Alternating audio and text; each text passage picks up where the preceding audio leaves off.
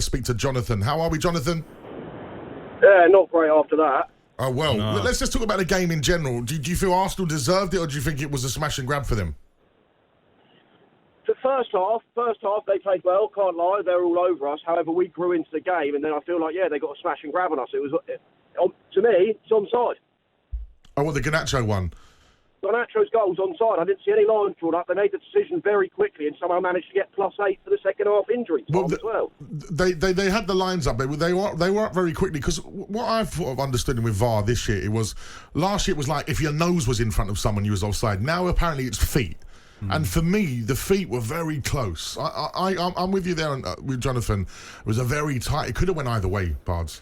Both of those calls were really tight calls, and you know the problem with this VAR thing is that huge celebration that you guys, Jonathan and the United fans had, and the player had, and then you think it's done. You think you've got the winning goal. You're going to see the game out, and then back we go up to the studio, and it's off. Yeah.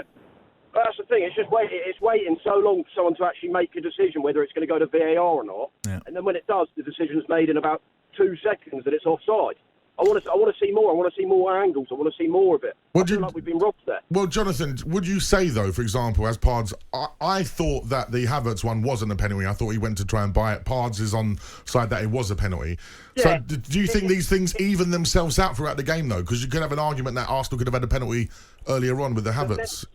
How long have we got left to play? If that's a penalty, we can still get back into the game. Yeah, no, I appreciate that. Later on is obviously a completely different ball game. But I think, in terms of, Manchester United, bringing on Harry Maguire and Johnny Evans late onto the game like that, and as Pard said, Declan Rice completely open at the back door, surely, they've got to be doing better than that. You've got to be looking at the manager and the substitutions there. You do. And look, Maguire gets a lot of stick, and whether I like him or not is another matter. I think he gets a lot of blame for things he doesn't do. He's a normal defensive player where he's going to attack the ball and head it. He doesn't really man mark if you watch a lot of our games. Corners, he'll get there, tack it and get it out. Now, that's not up to me to say whether he should be free in the box or marking Rice, or someone should be marking Rice. Rice shouldn't be left as easy as he is at the back, but Gabriel's also pulling on Evans as well. Yeah. Yeah, well, this is what I thought. I thought that should have went to VAR at least. So, yeah, this whole thing about VAR, we've had so many problems at the start of this campaign. And when yesterday, the Fulham one, it's like, that was incorrect. The VAR should have pulled that up. Yeah. So they are missing these situations, as well as, drawing these lines across the pitch. And the timing of that drawing of that line is, what you see on a TV camera, right? Then that TV camera might be 3-4 shades out, milliseconds out. You just don't know. How accurate is it? Jonathan, you go into the international break in the bottom half of the table. How do you feel about the manager at the moment? I've got no problem with him. Hey, look, we needed to upgrade from where we were. We weren't doing great. We actually just got to give a manager a bit of time for once, instead of just sacking them or changing them around constantly or getting on their back. We just got to give him a bit of time. I like him, and I hope he's here to stay for the future. I like his style of play. I'm a bit worried about Onana.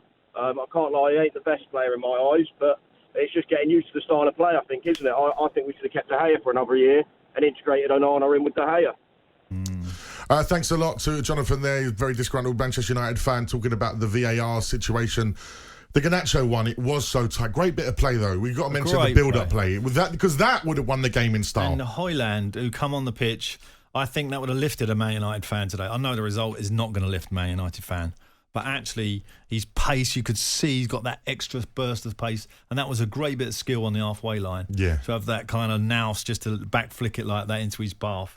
They were really unlucky there because, that's the margins of football. It's so tight, and it either goes with you or it goes against you. You'll be getting on that bus, Ten Hag tonight, and he'll be absolutely gutted because he'll probably think he should have got something out of the game. Oh, yeah, even walking away with the draw would have been fair, I think. Yeah. I think up until, the you're talking as a Spurs fan. No, I'm talking as a football fan. I think the draw would have been fair. I think once we saw, plus 90, I think Arsenal got into the game even more so. Then there was some good bits of play from Arsenal. I thought Arsenal were a better team. By what?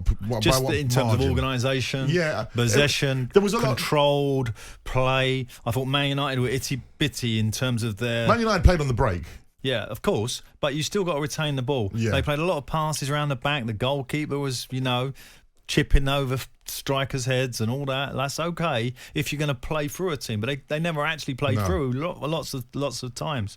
But Arsenal were purposeful, I thought.